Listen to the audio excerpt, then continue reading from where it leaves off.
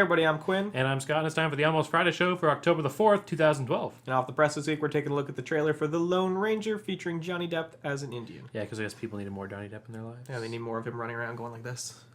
Yeah, well, it's like every Johnny Depp movie. That's what it's his thing now. Yeah, except with like a leather vest on this time, I guess. Cowhide vest. That is commonly referred to as leather. Yeah, but it's not going to look like leather. It's going to have like cow skin still on it. Well, I mean, fur. You know, they're cow clothes, whatever. Oh. Now we're going to Tech Insight this week, and we're talking about Logitech Harmony's latest remote with a touchscreen that doesn't suck. And behind the lens this week, we're taking a look at the Olympus 75mm f1.8 portrait zoom lens. And we'll tell you what we think of that guy. Absolutely. Without further ado, it's time for Off the Press.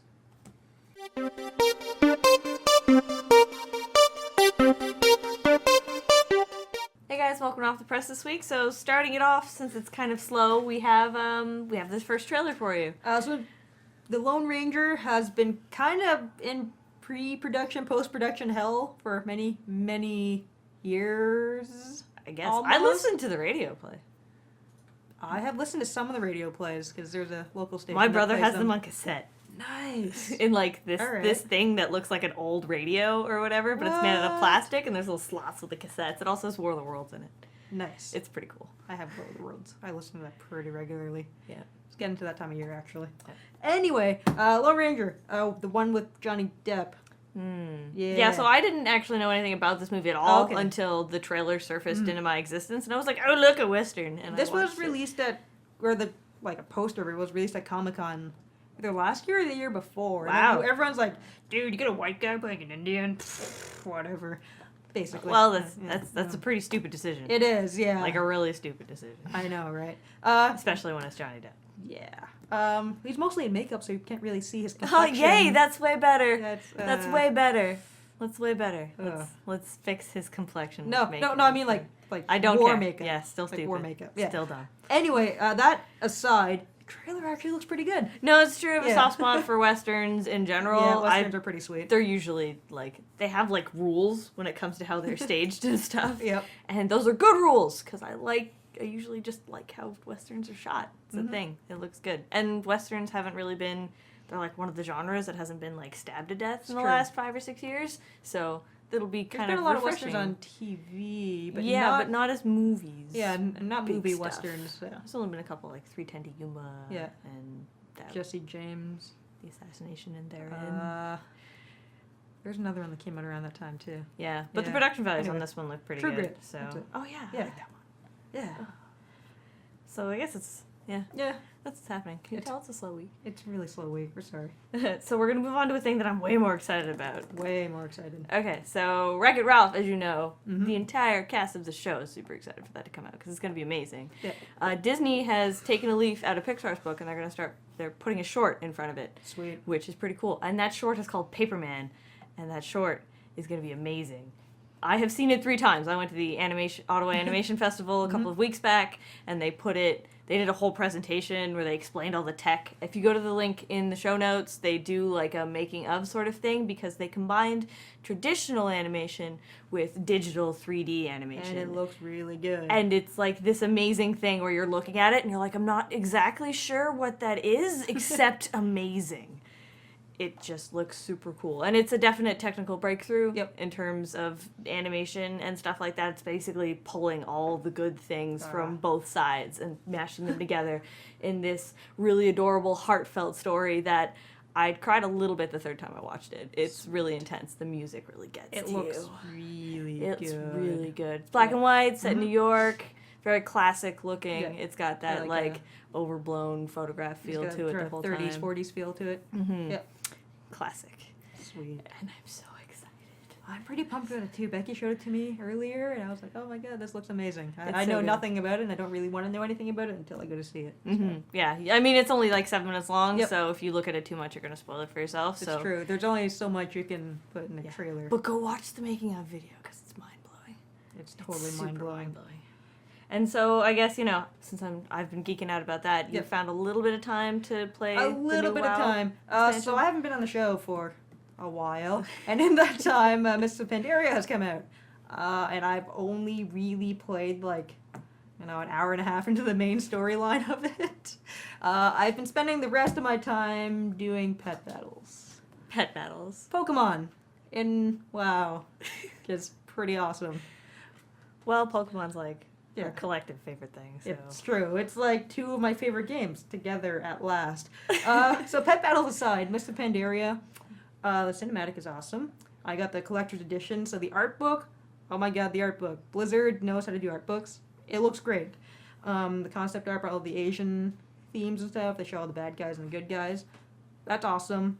The first area that I went to as an alliance, I don't remember the name of it because I'm terrible at that, looks really good. It's like very Asian without being offensive, which they say in an interview that they were really trying to do that. It's like Asia, except no stereotypes, I hope. We promise. a We little tried. bit, but kind of like the, Like tasteful stereotypes? yeah, exactly. All right. Tasteful, kind of like, everyone good at kung fu and we love eating rice balls type of thing. It's like, that's cool. No one's gonna be super offended by that. I read a post on Reddit that basically summed it up really well, that the storyline in Mists of Pandaria is way better than the other storylines that they've done so far, because it actually, just the way the quests are done, it draws you into the story and makes you actually feel for the Pandaren that the Alliance, in my case, is just screwing up their new continent Oh, that's by bringing their fight with the Horde to Pandaria. Okay. And the pandas are like, no, stop. And the Alliance are like, no, the Horde suck. It must be destroyed, and you have to help us. Oh. I haven't played the Horde side yet, so I'm not sure how it goes. So, Well, it sounds like Pretty there's sweet. some legitimate conflict, so you There might, totally care. is. Yeah. Apparently, there's some scenarios that I didn't play leading up to it that also leads into this, and it's accessible at level 90, so if you missed it before Mist, you can pick it up after. It's really cool. There's a bunch of, regular, Extra stuff. just new stuff that's kind of interesting, like account-wide mounts and pets and stuff, which really helps with pet battles. So if you have more than one character, you can still pet battle with all of your characters. Well, I'm just really into this pet You battle. just right really now. like pet battles. I just really Basically, do. you just I'm really flying pet around like level battles. 5 zones, just picking up pet battles and like collecting them all. That's great, Sam. Yeah, I have like 120 So basically, if pets. they put it on your phone, you'd be done for the rest of your life. They don't have anything on Windows Phone yet. Yet. Yeah. Wait for it. Maybe they'll do it. Yeah. So coming out in releases this week on the big screen, we have Frankenweenie, which I hate already. I try not Yep. to be out and out about things I haven't seen, but this looks stupid. He made this movie already, and now he's making it again, except it's gonna be dumb this time. I'm just impressed they're releasing a black and white movie for kids in this day and age. I guess. I guess. Good for them. Yeah. Taken 2, Liam Neeson kicking ass. I won't go see that in theaters, but No. I will totally definitely watch it at some point. I think I've Why seen. would you take his daughter a second time? It's his wife this time. I'm pretty sure I've seen this. Yeah, the first daughter's one. gotta help. He punches wolves in the mouth. I saw that movie, He Punched No Wolves. That's It disappointing. was a real letdown. Oh. Also, Pitch Perfect this week. It's true, Pitch Perfect is also out this week. I'm really excited for that one. I'm pretty excited. That's gonna be it looks funny. pretty funny. Out on DVD and Blu-ray, Dark Shadows. Speaking More of Johnny Depp. in creepy makeup. Yep. Yep. And Iron Sky. Yay! Yay. Yay! For those of you who missed it in the theaters when it was playing for like 2 months in your area. Maybe. Maybe, if Yeah. that. Pokemon Black and White 2 comes out this weekend. I pre-ordered it like a month and a half ago. So I pre-ordered mine as well. So go Pretty pick them up. You can get Genesect in the first little bit. mm-hmm. Like they did with Victini. You just go pick up your thing. Take care of that. Yeah. Very important. I bought both of them. Yeah, I might have got both of them. Yeah. You also want to go to EB and pick up your Keldeo if you haven't done that already. Yes, that's important. You don't even have to go in. You can just stand outside. Just stand outside. Yeah. Just as long as you're using their signal. Funny story. I went in there getting Keldeo, and then Yeah. I saw an Adventure Time ad. And I'm like, oh, sweet, that looks pretty awesome. And the guy's like, yeah, you can pre-order that, get the collector's edition. It's only like $30. I'm like, And then you gave him Pre-order. your money. it comes out the same day as Call of Duty. So if you have a friend that's going to get Call of Duty, you can stand in line and pick up the Adventure Time game. Comes with that's cool. Comes with a sword and a book. Oh my god, and it comes with a sword. it's a sword stylus. Oh man. I know. Oh, I might have to buy You should that. pre-order it. Comes the same day as Call of Duty. You can stand in line with all the Call of Duty nerds and you pick up Adventure Oh Time. yay! Just skip out with it. Oh, Yeah. super cute. Awesome. They'll love me in line. It's true. Also, the Pokedex and Dream radar thing is also coming out. Also retardedly expensive, as we expected. Yeah. But about $5 less than Japan. But still Still too much. $15. Still too much. No. Not gonna do it. $5? Yes. 15? No. And War of the Roses? I don't know anything about that. PC game. Apparently it's really good. Okay. I've been told. Other people care. Yeah, people care. The Steam thing. Oh, okay. Yeah. Cool. And that's it for Off the Press.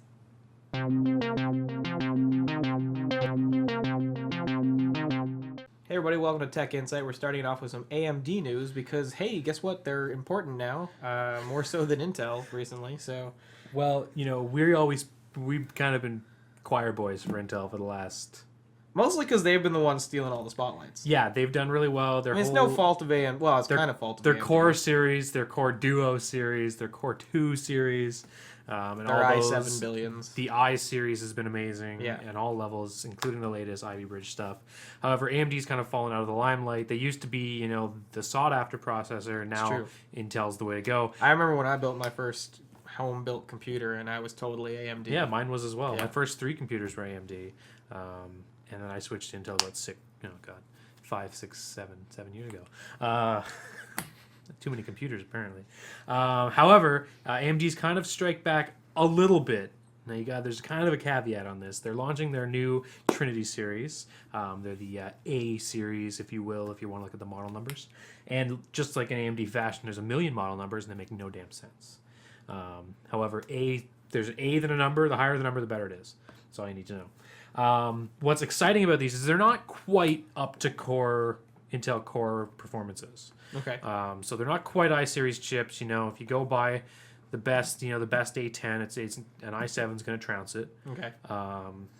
However, if you look at the consumer level, right, the i3s and the i5s, you get similar performance with a higher class AMD chip, but it's way cheaper. Okay. So if you want to get i5-ish performance, low-level i5 performance, it costs you what a mid-level i3 would cost for the AMD chip. All right. So you're looking at $130 for their mid-level i5 chip. Okay. Equivalent. Versus what, about like $220 for an i5? 220 to 250. Yeah. They don't. It's hard to directly relate them now because you can't just say, oh, these are the same clock speeds because they won't necessarily have the same performance. Yeah. But Which has always been the case in the Intel versus AMD back in the day. world. Yeah, it's always it's always been a little confusing because Yeah. AMD would also always clock low, but they got on this front side bus thing faster. And anyway, so basically, if you're looking for a cheap, good performing computer, this would be perfect for a home theater PC. Yeah. If you want to build yourself a small server, a PC for someone who's not really going to do anything powerful, I would definitely go AMD before I went to the i-series because if you don't need the performance, you're saving so much money. Yeah, it's a good option for someone who might be doing some like basic photo editing or Yeah. some website creation. Even that kind of stuff. very basic gaming would be fine. If you don't need a powerhouse, this is a good solution to save you some money. That being said, I will never put one of these in my primary PC. So take that as you will. But if I was building a second PC or PC for my grandma, Yeah. it would be great. Just one note, if you are putting it in, you do need to buy a new motherboard. You cannot use your AM3 Plus or whatever that old socket was that they've been using for a while. It's now the FM2 socket. So Are we going to get to AM band soon? I don't even know with AMD sockets, man. Are we just going to get to Because they use satellite letters. radio They use bands? letters instead of numbers. Yeah. Intel's always been numbers. Yes. And they had like... Which isn't necessarily any better. 'Cause No, it's like not. socket 3351876. But then we had- and you're we I don't had even know what that is socket A. anymore. Yeah. Then we had socket AM. Yeah. Then we had socket AM2, AM3, AM3 Plus. And this like every other year. So really, they are progressing like radio then. Kind We've of, gotten out of yeah. the AM spectrum, Yes. and now we're moving on to the good old FM stations. Yeah, so stay tuned for satellite series. Yeah, absolutely. Moving on, it's a little bit of Facebook news. Twitter recently had this thing where you can promote your tweets and have your tweets put into people's timelines. Which no one likes. Which everyone hates, yeah, absolutely. Because Yeah. I always get these like go-to meeting things in my Facebook, and I'm like, in my Twitter, I'm like, I'm never gonna use. Do you want more jewels on the back of your iPhone? Yeah. Check this page out. So Facebook's dabbling at that as well. Enlarge your DVD player. Yeah, so you're gonna be able to promote your own posts. Okay, So this is on trial in the U.S. only, and it's gonna obviously cost you money to promote your post, understandably. which makes sense. But anyone can do it. Not yet. It's in trial. So right now the trials are you have to be American, you have to be under 5,000 friends and subscribers. Okay, that's interesting. I like that. because this way all those like people like social media gurus and like celebrities and people who have lots of followers but Or really companies. who don't need this kind of influence Yeah. because they already have it, can't promote right now. I mean, maybe that'll come because there's a cash cow, but right now you have to have under 5,000 friends and subscribers together, which is good. And there's gonna be a little promote button beside like the like button. Okay, I really like that, and I can get behind that as an idea because they're limiting it to the little guys. Because I could see, being a photographer that has to spend my own money on marketing, if I can promote on Facebook, which is a very popular way of getting stuff out there, it's great for me, the little guy who might only have 200 people on liking my photography page, being able to do this. Whereas the big guy that shoots $20,000 weddings in the States that has 15,000 followers has to go and spend real money on billboards. Yeah. Maybe that's me being, I don't know. I'm happy about it because I just don't want my feed full of like, you should check out this new product from Samsung and you should buy a GE of, microwave. The interesting thing is I don't know exactly how this works because I don't think the promoted posts show up in other people's timelines. Okay. So like if I don't, imagine it's not in people's I don't- timelines, but probably in news feeds. if I don't follow or subscribe to you, Yeah. I don't think your promoted post will ever get to me. Okay. But what it does is quoting Engadget here is it makes your posts higher in other people's news streams. Okay. I could see this being again useful for small businesses to be able to be like, we've got a sale on or something like that, where the people who follow you probably follow you because they either enjoy your services or support you, and then might be like, oh well, I was gonna buy some jewelry from this person, but I was hesitant because I didn't have the money, but now it's 25% off. And I think it kind of makes sense with the whole subscriber idea as opposed to your friends. Yeah. Because I'm not, if it was just going to my friends, screw it. I'm not going to promote amongst my 200-300 friends, right? Yeah. Which is what the average, I think the average is like 250 friends or something. But now that you can have a Facebook fan page that you can speak from Yeah. and use as a person. At that point, I think it kind of makes sense. So that'll be interesting. It's in trials right now in the States. So U.S. only. If you have under 5,000 friends, you should start seeing promote your posts there. Try it out. Let us know how that works. Do we know what pricing is for it? Nope. Okay. Nope. This is just an announcement. I'm sure maybe the pricing's out now, but I didn't bother to look it up because I can't try it. Last time we were in front of the camera, we talked about how Google's update to Apple's update to Maps was a bad idea, and we want Google back. And Google was like, "Hey, we got a web app, but they were missing some features. But hey, those are kind of back now." Yeah. So conveniently, 2 weeks after iOS 6 ships, Google goes, "Oh, hey, we're going to put Street View in our Maps HTML5 app for the web." Yeah. So you can now go to the Google Maps webpage on your phone. So the mobile version will now have Street View. Now it's not quite as snappy as it was in the app. Understandably, it's running on HTML5, so it's not going to be quite as good. It's not as hard coded in, but it is pretty good. I tried it out, and it's not too bad. It definitely gets you what you need. If you want to screw around with Street View, it's not going to be as fun. Yeah. But if you want to like make sure that the sandwich right shop is building. still there and that kind of thing, then yeah, it works really well. We should probably update the Apple Maps fiasco. Tim Cook came out with an open letter saying, "Hey, listen, we realize it's not as good as you hope for. You should check out these other apps because we're trying to make it better," which was kind of interesting because the App Store updated with here's some other maps alternative. So Apple's really taking this as, yeah, we screwed up. And recently there's been some announcements that there is a retail level initiative to get staff members at retail stores to help build the mapping. I don't really know how it's working. I read that but it's real. And I was like, what does that even mean? So I think it's kind of like, I don't know how they plan on bringing it out, but I guess they're asking all their retail employees to be like, "Oh, hey, are you out at this place? Like, tag it, and then it be in our map system or something." Yeah, like that. it's not even that their map data is bad. Well, some of it is. Yes. Actually, there was an interesting thing. If you check out iPhoneInCanada.ca, they had a review of how well the new maps worked in Ontario. Almost not at all, unless you're in a big city. Yeah. So if you don't live in like Toronto or Ottawa, Kingston, if you live up north, forget about it. Some of the cities don't even exist in Apple Maps. Mm-hmm. And like in Google Maps, you can go to like a 4-man village in the middle of a desert and they'll have it. And they'll have a street view of the 4 guys waving at you. Yeah, so it was a big undertaking that I think Apple kind of should have put some more effort But into. at least they've come forward and said, "Hey, yeah, we screwed up. We're working on it. Meanwhile, here's some alternatives. Which is a very big thing that would never have happened if Steve Jobs is still running the company. It's true. He'd be like, yeah, it's good. Let's go talk about something else. Yeah. And then whip people back at home base for not making it very good. Make maps better. Yeah. Moving on to our last bit of news for the week, Logitech has updated their Harmony remote. Scott and I are both Harmony users. We love it. It makes our lives easier. And now they've made it even prettier. Yeah, so we always bought the, not lower end Harmonies, but the Harmonies that weren't, the fancy touchscreen. Yes, we bought the Beep, boop, 500 yeah. series Yeah. because they were the best dollar for value for feature. Yeah, I've used the 600 series as well, really good. Even the low end 300 series is still a great remote if you want a universal remote. But the top end touchscreen one has always been $450 Or more. which is insane, and be terrible. Yes. There was no smooth scrolling you could used to on an iPad or an Android phone. The icons, you couldn't really customize them at all, and it basically was hard to use, huge. It was kind of almost like a small tablet. Yeah. And way past its prime. So Logitech has finally updated their Touch series, which I think I like it. I want to play with it first. Yeah. But from the looks of it, it looks good. It's got a little 2.4-inch screen on it, so it's like your long candy bar remote as opposed to the tablet remote, which I think is good. And we should emphasize that they are totally going to get sued by Apple because they are circular boxes that have X's to kill the boxes. Yeah, and you it can looks drag them. exactly It like looks iOS. exactly like iOS. Exactly Yeah. So like that's iOS. that's interesting. So we'll see what happens there. But on that, first of all, it's a capacitive touchscreen. Yes. So for once, it's going to be a good touchscreen. You're not going to have any of that touch and delay and crap.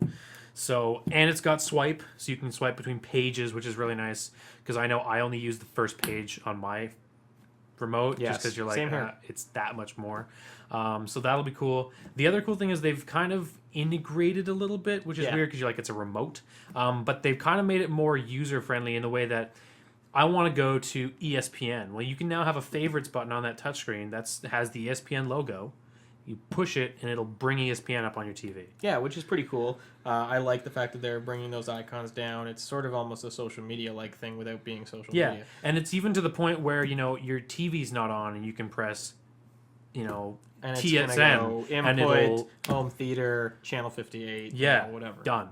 So I think that is really cool, and it'll help appeal more to the people who have, I bought the Harmony to help my parents, and they hate it.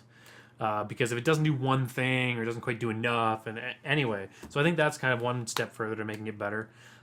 They've removed a lot of the other buttons off the remote, which is kind of nice. You've got your basic channel up, channel down, volume, obviously still directional buttons, and your DVR controls, play, pause, stop. But your numbers have been replaced by the touchscreen. Yeah, which is great because how often do you really type numbers in? Yeah. Especially if you put all your favorite channels on your touchscreen. Or if you have satellite or cable where you're using a guide to browse most of your channels. Anyways. Yeah, so that looks good. And again, it's got the same big Logitech database to draw from, which is fantastic. You can control up to 15 devices, which is high. Yeah. Most of them only do 8 to 10. Some do 3. So that's fantastic. It looks really good. Yes. It is IR. Yes. Which I'm a little disappointed about. Would have liked to have seen RF so that it could be placed so that your entertainment unit cannot be directly. See, and in front that's of the your one TV. thing Logitech has always lagged behind in. They've always had one RF model. Yeah. But you know what? I don't think it's widely popular to have that. No, I guess not. You or I might like it, but we like looking at home theater stuff and true. searching up our home theaters. We like the idea of all of our home theater units being in a different room and just Yeah. a screen in front of us. So we really like the home theater as opposed to the media room. Yes. So I think leaving it out is not surprising, but yeah, I definitely would like to see it. Maybe there'll be a high-end model later. But the good thing is it's only $250. Which is a good price for a capacitive touchscreen full color. Yeah, the screen looks pretty nice considering it's on a remote. From the pictures, and a normal Harmony remote's $100, so it's not that big a jump, especially considering the $450 piece of garbage that they were selling 2 weeks ago. Yeah. So it looks pretty good if you really wanted a touchscreen or you wanted a little more integration on your remote. Logitech's got you covered. And that brings to the end of Tech Insight for this week.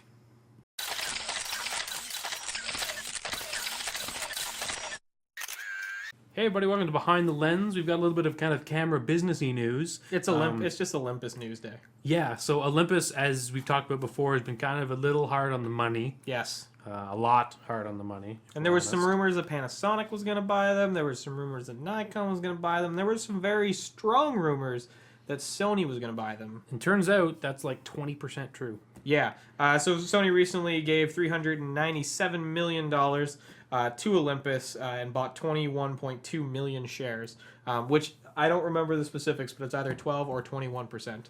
You know, those numbers. So a float around. minority shareholder of some kind. Yes. Now, it should be noted that although Olympus, as we have pointed out, makes very nice cameras, it's really not what Sony cares the most about Yes. because Olympus makes phenomenal medical Yeah, equipment. because just like Olympus, Sony's primary business is also not cameras. Correct.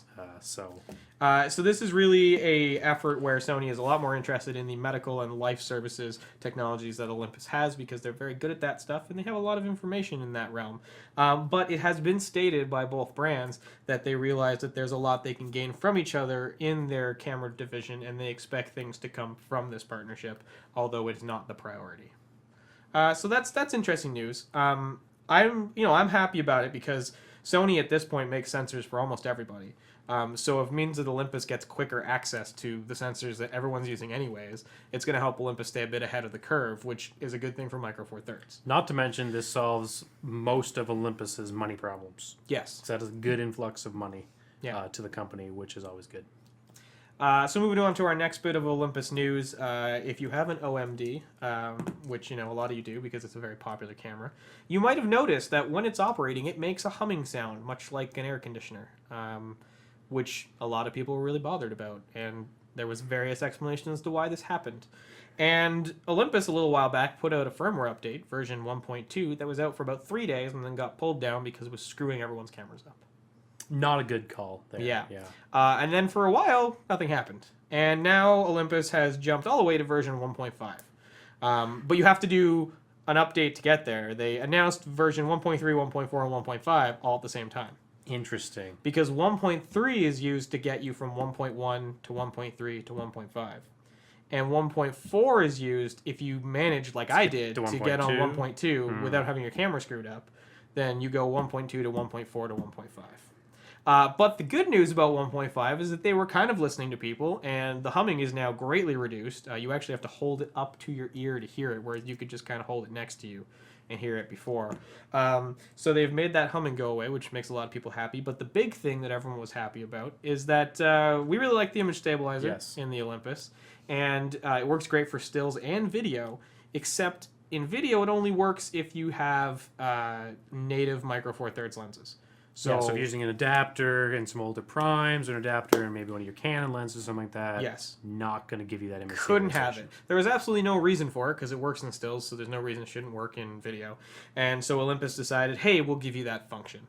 Now they came off and said, hey, when you're using your OM lenses with our adapter, you're going to get this. But that was really just them not condoning the fact that there's a lot of other adapters out there because their OM adapter is just a piece of metal anyways. Yes. But the good news is for all those people who really liked the image stabilization and wanted to use it with legacy glass for video shooting, you can now, which is good because the image stabilization is awesome, especially in video. Yes.